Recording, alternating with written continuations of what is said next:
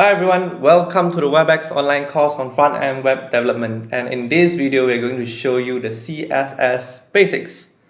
So before we get started, if you have not registered with WebX yet, kindly scan the QR code or go to the link below to register with us.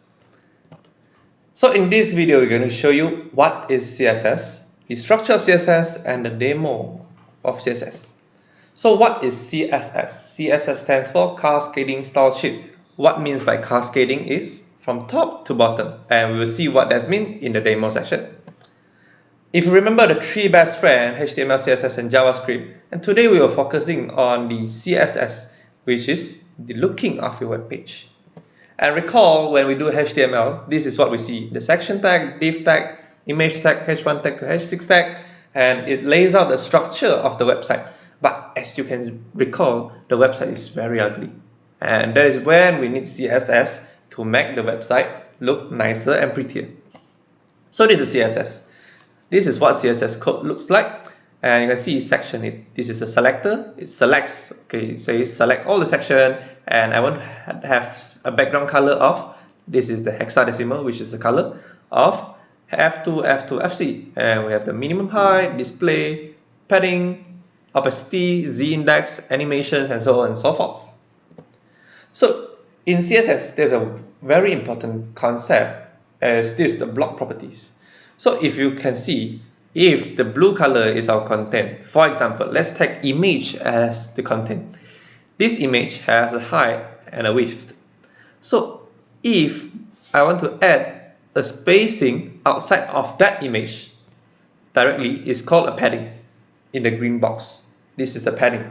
And outside of the padding, this can be the border. We can specify how thick the border should be. And outside of the border is the margin. So these are a few important spacing where you need to remember margin and padding. Padding is the one near to the content, while margin is the one outside of the content, outside of the padding. There are three ways that we can style this website. The first way is through inline styling, which means that we directly put the style sheet inside the HTML file itself, inside the element div tag, p tag itself. The second one is we use a style tag in the HTML. Or the third one is that we can have a separate CSS file. Of course, we will see these three ways in the actual demo. And let's move to the demo itself right now. So before we start demo, you need to go to, for example, your desktop or anything, right click, create a new folder. Let me call this demo folder. Demo folder is an empty folder. So now you can open up your Visual Studio Code, go to File, Open Folder. Now just open up the folder that you created just now, whatever it's called. It may be demo or anything. Select the folder, and now we need to have our HTML file. So file, new file. Let's create a file. Save this file to be demo.html. Save it. So as we discussed in the last video, let's give an exclamation mark, and we have this one. Hit enter. So I will change the title to demo. So we should put everything inside the body. Let's, in this example demo, we will give a very simple one. Let's have a div. Inside the div we have a p tag, and this p tag this is a paragraph. For example, this is the first div. So I will copy this div again, paste it. This is let me change this to a second div. So we can also have a tag. So remember, a tag, we should have a href property, but since we're not linking to anywhere, so we'll just leave it blank. So let's say this is link 1, and I'll copy this a tag again, link 2 and link 3. Sorry, link 3, and save it. So we want to view it. In the last video, we go to the demo folder. We go to demo folder and we click on this to open up the demo.html. But there's another way. Let's close this first. You go back here, right click, and select open with live server. Okay, now you can see it is directly open up in your web browser. Let me just zoom in. So if yours is very small, don't worry, I just zoom in. Okay, let's do it side by side. And for example, now I want the first div to have a background color of red color. So I can go to div tag, can use a property attribute of style and specify the background color to be red and save it.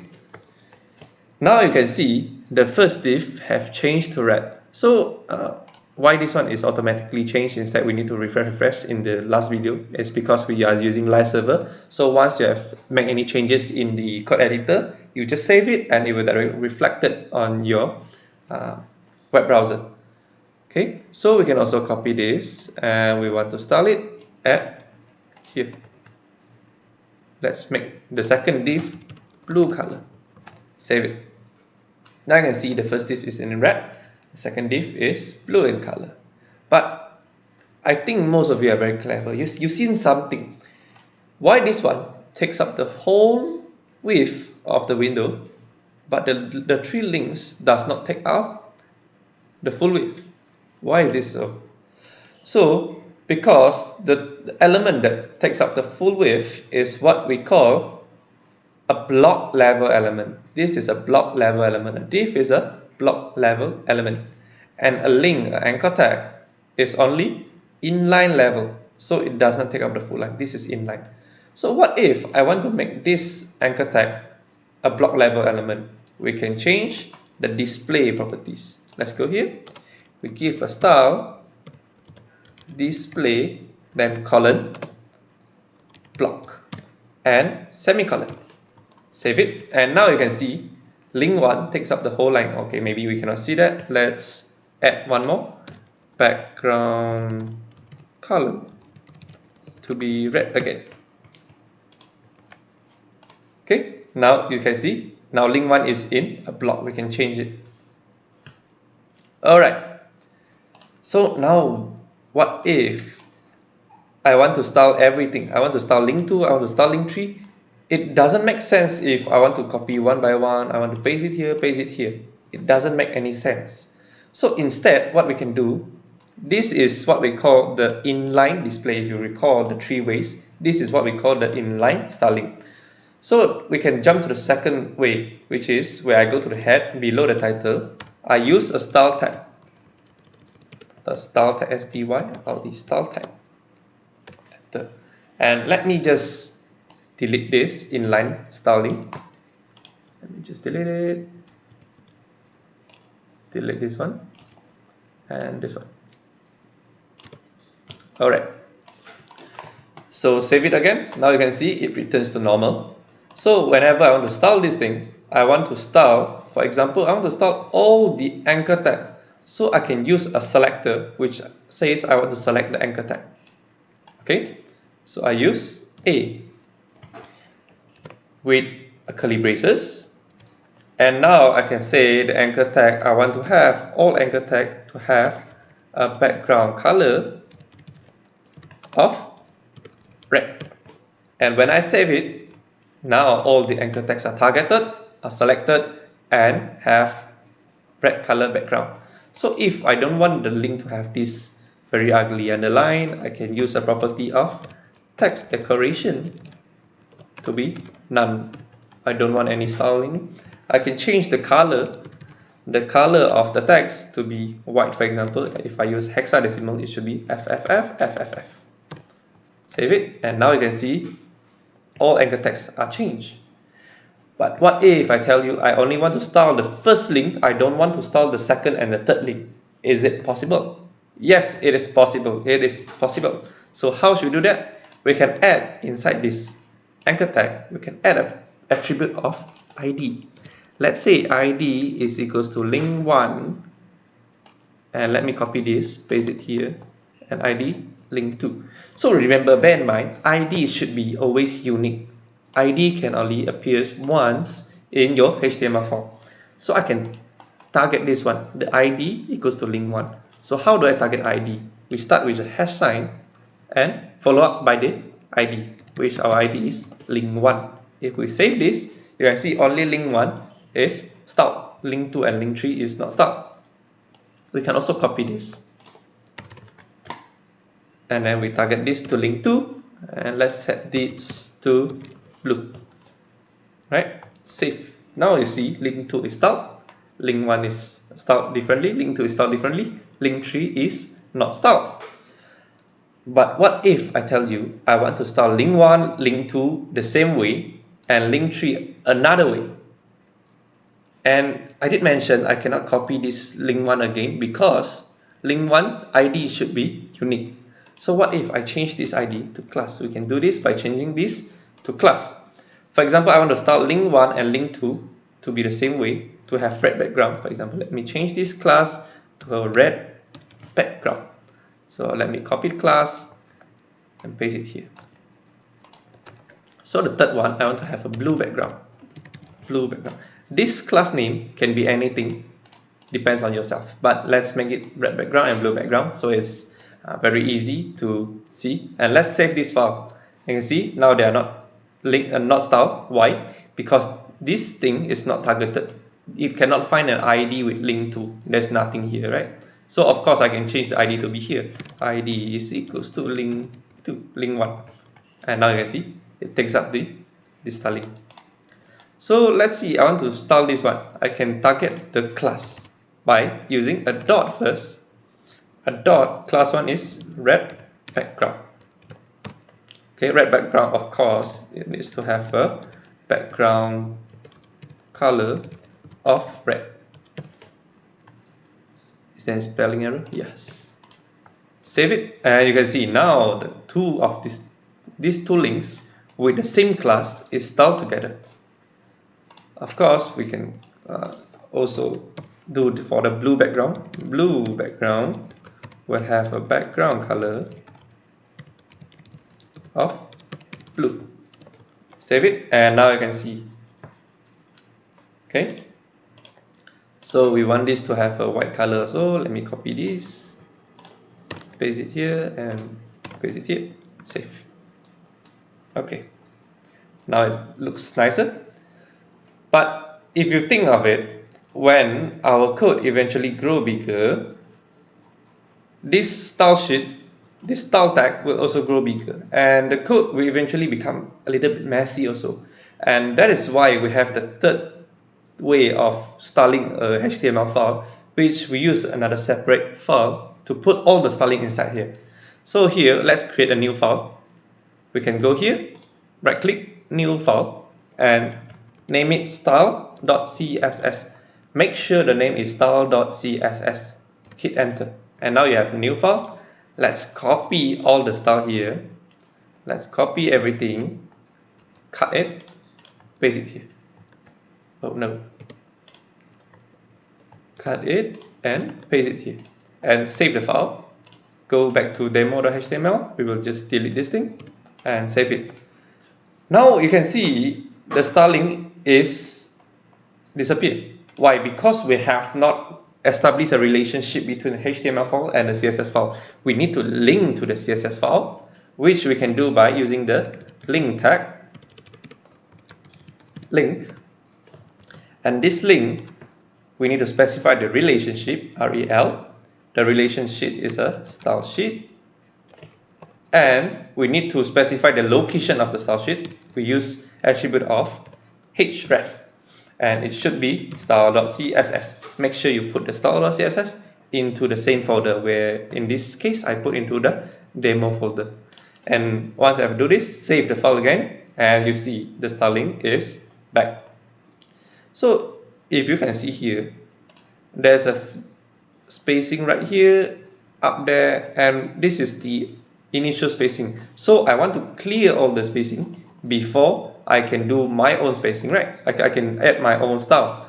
So let me just clear everything. So we want to select all the elements.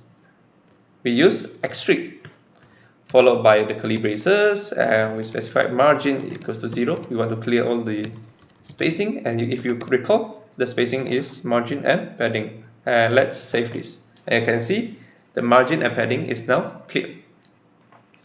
So just now when I mentioned that Cascading Style Sheet stands for up to down, so it will execute this one first, followed by this one, this one. Okay, since we doesn't have the link to, I'll just delete this one. It is not used. What if, let's see this one. In this red background, I will give it a margin of 10 pixels. 10 pixels means we have a margin of 10 pixels all around the element. Save it, and you can see this one with the class of red background have a margin of 10 pixels. You can inspect it, inspect the element, and you can see red background. The yellow color or the orange color is the margin, and Linktree doesn't have a margin. So we can also add a padding to it. Padding is 10 pixels as well. Save it, and now you can see this is the padding. Okay. Don't worry about the overlapping. We will see how we will do in the web development course and when we are doing our personal website. This is just for demo purpose, so don't worry about the overlapping. And you can see now the space outside of the link to here is what we call the padding. Okay, yes, you can see here. This is the padding, the border, no border, and this is the margin. Margin 10 pixel, 10 pixel, 10 pixel, 10 pixel. Alright. So let's go back. And now an element can take up to 2 or more classes. So for example, let me add another classes here. I say this classes is called no spacing. And in the style of CSS, let me have this one, dot no spacing. And in no spacing, I don't want any margin, I don't want any padding. Save it, and now you see the link one, the margin and padding is clear. Why? Because this no spacing should be conflicting with the red background, right? But since the no spacing is after the red background, so the code editor will read this one first. Okay, it should have a margin of 10 pixels and a padding of 10 pixels. And then when it goes down to no spacing, it says, okay, now I don't want any margin and padding. So the margin and padding is deleted for the first link. What if I change the arrangement? Let's move no spacing. Let's move this up before the red background. Give it a little bit space, and I'll save this. And now you can see the margin and padding in the red background works because it is after the no spacing. So the arrangement in the CSS file is very important, where the arrangement after one arrangement will overlap the previous one. So this red background will overlap the no spacing. So you must always bear in mind and mind the arrangement of your CSS style sheet. Sometimes it's not that you would make a mistake, but you just need to rearrange the style sheet. Alright, so by this is the end of this video. Thanks for watching and stay tuned. In the next video, we are going to start coding our own personal website.